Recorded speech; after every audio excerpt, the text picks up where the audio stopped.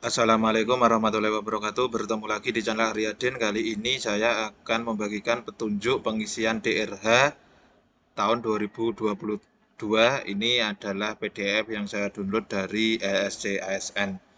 Jadi jika Bapak Ibu semua peserta lulus seleksi dan melanjutkan pemberkasan, nanti setelah membuka akun masing-masing akan muncul pertanyaan seperti ini. Apakah Anda melanjutkan pengisian daftar riwayat hidup dan pemberkasan CASN? Ini dipilih ya, kemudian pengisian daftar riwayat hidup.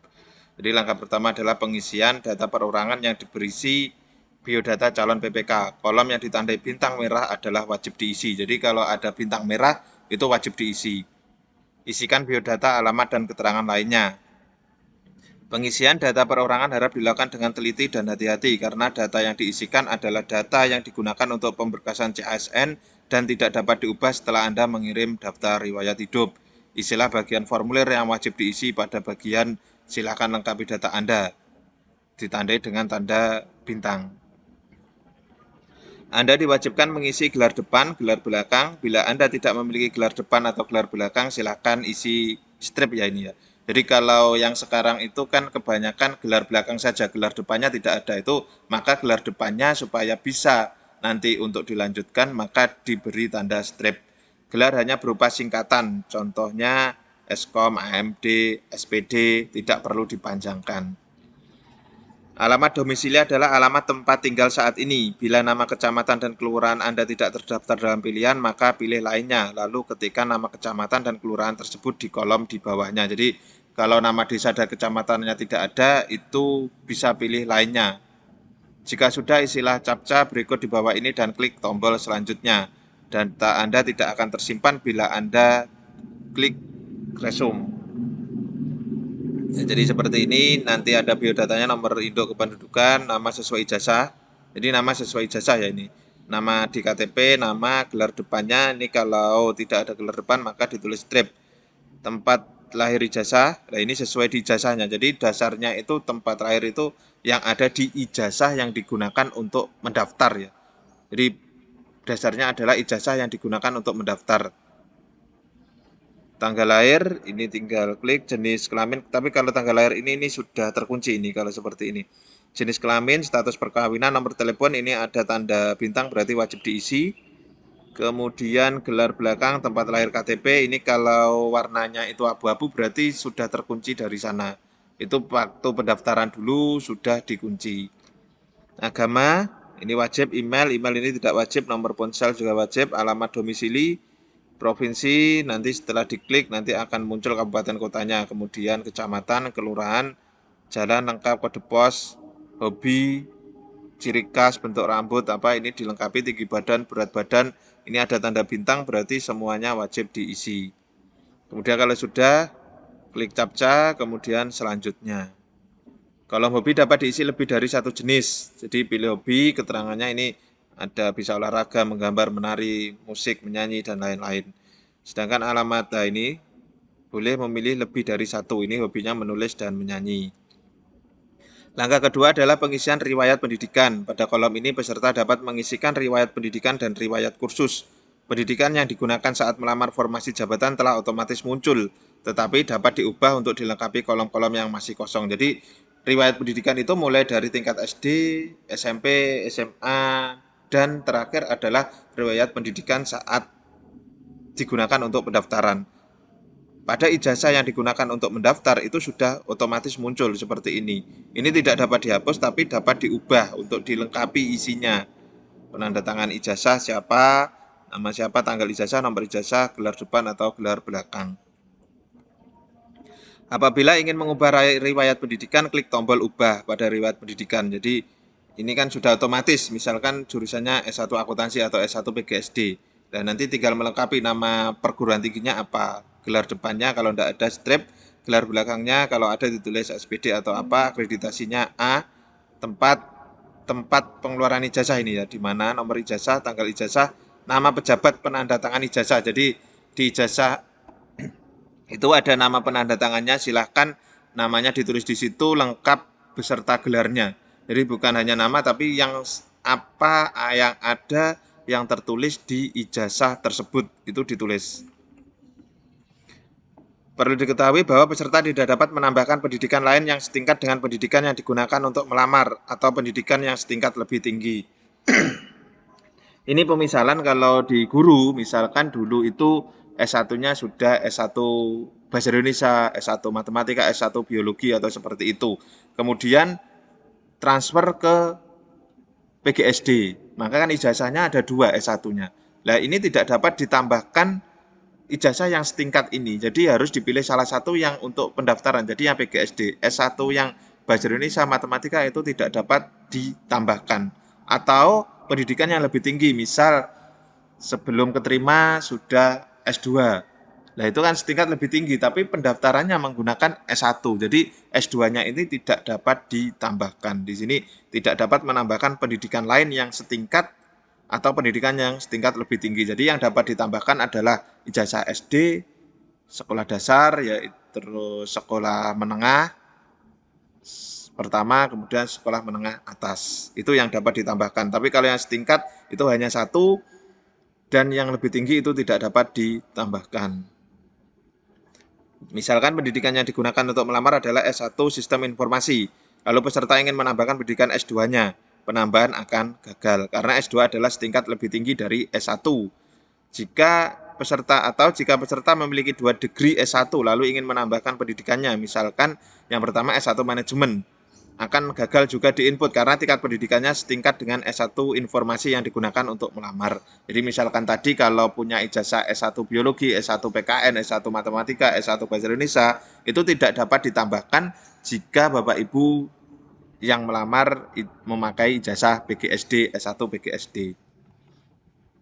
Tambahkan pula pendidikan peserta sejak sekolah dasar. Jadi ini jurusannya ini kalau SLTP SD itu kan tidak ada ya jurusannya, ini bisa ditulis sama dengan tingkat pendidikannya. Akreditasinya apa, nomor ijazah, tanggal ijazah, nama pejabat penandatangan ijazah ini sama. Jadi gelarnya itu juga ditulis besar kecilnya, huruf juga sama. Ini ketentuan pengisian istilah riwayat pendidikan dengan riwayat pendidikan formal mulai dari SD. Untuk tingkat pendidikan SD, SMP, SMA masukkan jurusan sekolah dasar, SLTP, SMP, SLTS, SMA, dan sebagainya sesuai nomenklatur jenis sekolah di ijazah. Jadi untuk jurusannya misalkan SD berarti diketik sekolah dasar. Kalau SMP, kalau di ijazahnya tertulis SMP berarti ditulis sekolah menengah pertama. Tetapi kalau tulisan di ijazahnya adalah SLTP berarti ditulis sekolah lanjutan tingkat pertama. Jadi ditulis sesuai nomenklatur jenis sekolah yang tertulis di ijazah.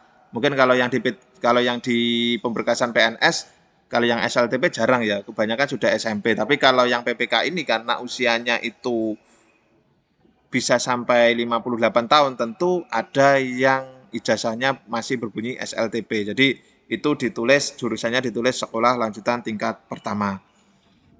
Untuk tingkat pendidikan SMK, masukkan nama jurusan SMK. Misalkan SMA-nya itu di SMK, ada jurusannya, itu baru bisa dimasukkan sesuai dengan ijazahnya. Untuk tingkat pendidikan perguruan tinggi, masukkan nama prodi jurusan yang sesuai dengan ijazah. Anda dapat menambahkan mengubah data riwayat hidup pendidikan dan kursus sebelum mengakhiri proses pengisian daftar riwayat hidup. Jika sudah selesai mengisi daftar riwayat hidup, pendidikan dan kursus, klik tombol selanjutnya. Gelar depan dan gelar belakang adalah gelar yang Anda dapat setelah menempuh pendidikan tersebut. Kalau riwayat kursus ini, selanjutnya adalah pengisian riwayat kursus. Jika peserta pernah mengikuti kursus, ini tentunya bukan yang kursus hanya sekedar berapa jam ya, ini mungkin yang berapa bulan itu bisa dimasukkan di sini. Karena ada instansi pemerintahnya yang menyelenggarakan. Misalkan kursus di BLK atau apa itu bisa ditambahkan. Tapi tidak wajib juga ini untuk yang kursus. Jenis kursus telah tersedia, jadi jenis kursusnya telah tersedia ini. Peserta hanya dapat mengisi jenis kursus yang telah terdaftar. Jadi kalau yang tidak terdaftar itu tidak bisa. Kalau yang di P3K tentunya kan pernah menjadi honorer, tentu pernah banyak mengikuti kursus, jadi bisa diisi. Tapi yang sesuai dengan yang sudah terdaftar. Langkah ketiga adalah pengisian riwayat pekerjaan. Ini dituliskan penghargaan jika ada, prestasi jika ada. Jadi misalkan di sekolah dasar mana, itu jabatannya apa, tanggal mulai bekerja, tanggal selesai, gaji pokok, nomor SK, tanggal SK, pejabat. Jadi nomor SK awal dan tanggal SK awal, pejabatnya siapa yang Kalau di sekolah berarti pejabatnya adalah kepala sekolah. Tanda jasa jika punya, prestasi jika punya, tapi jika tidak ada bisa dilewati. Klik tombol tambah riwayat pekerjaan untuk menambah seluruh riwayat pekerjaan yang dimiliki peserta jika ada sebelum lulus menjadi calon aparatur sipil negara. Jadi bisa diisi di sini. Ini misalkan kalau yang guru kan pernah menjadi GTT, itu berarti diisikan mulai dari awal dulu, misalkan tahun 2008, 2005 itu diisikan lengkap dengan nomor SK, tanggal, dan pejabat penanda tangannya. Ini kalau yang riwayat penghargaan dan prestasi saya lewati saja. Kalau prestasi ini yang mungkin didapat sebelum CASN dulu. Ini bisa di. Langkah keempat adalah pengisian riwayat keluarga. Di halaman ini peserta diwajibkan untuk mengisi seluruh anggota keluarganya. Di antaranya pasangan, istri, suami bagi yang sudah berkeluarga ya. Kalau belum berarti ya tidak. Termasuk anak, orang tua kandung, bapak dan ibu, saudara kandung kakak dan adik, dan mertua bapak dan ibu. Jadi saudara kandung itu juga dicatatkan, orang tua kandung juga bapak dan ibu. Kalau sudah menikah, mertua juga diisikan. Jadi dibutuhkan kakak dari itu tadi, dari kakak keluarga, kakak mertua, kakak orang tua itu dibutuhkan. Jadi bisa disiapkan. Tambah riwayat istri suami, ini untuk menambahkan data pasangan pada riwayat istri suami. Jika suami atau istri peserta adalah seorang PNS, maka silakan ketik NIP pasangan dan namanya lalu klik tombol cari PNS. Jadi kalau Bapak Ibu semua pasangannya itu suami atau istrinya sudah PNS atau P3K mungkin bisa juga ini ya. Jadi yang sudah diangkat, yang sudah punya SK dan punya NIP itu bisa diketikkan NIP-nya, maka namanya akan muncul. Jika pasangan bukan PNS, maka silakan isi kolom yang diberi tanda bintang. Wajib diisi secara lengkap. Nah, di sini. Untuk tambah riwayat anak juga sama, untuk menambahkan data anak. Jika anak peserta adalah seorang PNS, maka silakan ketik NIP anak.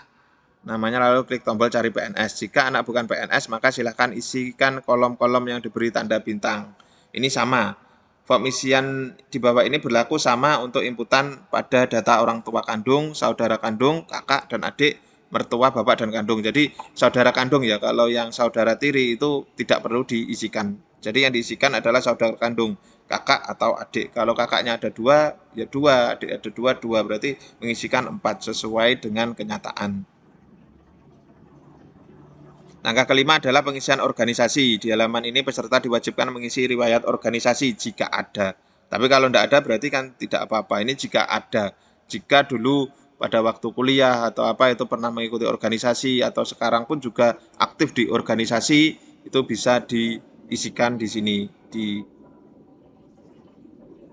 Kemudian ada keterangan lain, ada nomor surat keterangan catatan kepolisian, berarti nomor SKCK yang sudah pemberkasan itu, nomornya ditulis, tanggal surat, nama pejabat penandatangan, surat keterangan SKCK-nya di sini, nomor surat keterangan jasmani dan rohani, jadi dituliskan, tanggal surat.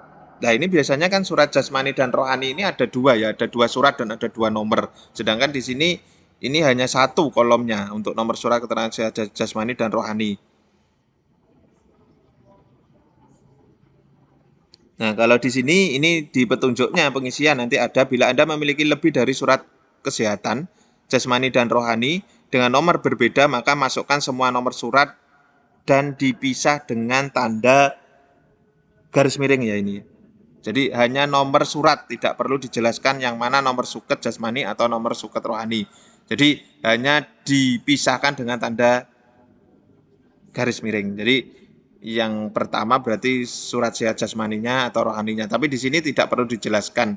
Yang penting dua-duanya itu dimasukkan. Jadi kalau ada dua nomor surat yang berbeda, maka semuanya di sini dituliskan, kemudian strip. Misalkan yang pertama adalah nomor surat sehat jasmani, kemudian garis miring, kemudian nomor surat rohani. Tanggal surat juga seperti itu ini ya. Bila Anda memiliki lebih dari surat kesehatan dengan dokter berbeda, maka masukkan semua nama dokter, penanda tangan, dan dipisah dengan tanda garis miring ini ya. Jadi gelar dokternya ini misalkan yang pertama tadi sehat jasmani, terus garis miring, kemudian dokter siapa untuk yang sehat rohani, karena kolomnya hanya satu. Nomor surat bebas nafsa, ini bisa ditulis tanggal, nama pejabat, keterangan lain kalau tidak ada bisa dikosongi. Nah ini untuk tambah organisasi. Langkah keenam adalah unggah dokumen. Di halaman ini peserta diwajibkan melakukan 2 kali klik cetak DRH yang telah diisi dengan klik tombol cetak DRH perorangan dan cetak DRH riwayat. Jadi ada 2 ini ya, ini semuanya diklik. Selanjutnya menulis data yang harus dituliskan dengan di DRH yang telah dicetak tersebut dan menandatangani DRH. Jadi DRH tadi yang sudah diisi kan belum tanda tangan. Jadi nanti setelah dicetak kemudian ditandatangani. Terakhir DRH yang telah ditandatangani wajib diunggah kembali. Jadi setelah ditandatangani diunggah kembali ke SSC ASN. Nah, jadi untuk membaca ketentuannya, di sini ada ketentuannya. Ini jenis dokumennya, file scan surat pernyataan 5 poin sesuai dengan peraturan BKN nomor 14 tahun 2018. File scan surat keterangan SKCK. Nah, ini kalau nanti sudah diunggah berarti ini ada keterangan statusnya sudah, aksinya bisa dilihat. File scan daftar riwayat hidup. Berarti tadi, tapi di sini ada batas maksimalnya 1 MB. Jadi diusahakan harus di bawah 1 MB. File scan bukti pengalaman kerja jika ada. File scan surat keterangan tidak mengonsumsi narkotika. File scan surat keterangan sehat jasmani dan rohani dari dokter yang berstatus PNS. Ini maksimal 1 MB juga. Jadi ini kemungkinan berarti surat sehat rohnya, jasmani dan rohaninya juga dijadikan dalam 1 file karena hanya ada 1. File scan ijazah pendidikan asli yang digunakan untuk melamar. File scan transkrip nilai asli yang digunakan untuk melamar. File scan surat lamaran yang ditujukan kepada instansi. Ini nanti akan diberikan oleh instansi formatnya bagaimana. File pas foto format terbaru dengan latar belakang merah, ukuran maksimal 500 KB. Jadi ada petunjuknya seperti itu. Nah, contoh cetakan daerah perorangan yang ditandai, nah ini. Nanti bentuknya seperti ini. Nama organisasinya nanti juga lengkap. Nah, di sini nanti setelah sudah ini ditulis kabupatennya, diberi materai 10.000, tulis ini namanya sudah ada, beri di tanda tangan. Setelah tanda tangan nanti di-upload lagi. Daerah yang telah ditandatangani wajib diunggah dengan multipack atau hasil cetakan daerah perorangan dan daerah riwayat di-scan menjadi 1 halaman lalu diunggah di kolom yang sama, maksimal 1 MB ini ya. Peserta masih dapat melakukan perubahan pengisian data sebelum klik tombol akhiri proses pengisian DRH. Tombol akhiri proses pengisian DRH baru dapat diklik jika seluruh unggahan dokumen persyaratan telah lengkap diunggah. Demikian penjelasan petunjuk pengisian DRH bagi P3K Guru atau P3K Teknis tahun 2022. Ada kurang lebihnya saya mohon maaf. Terima kasih. Wassalamualaikum warahmatullahi wabarakatuh.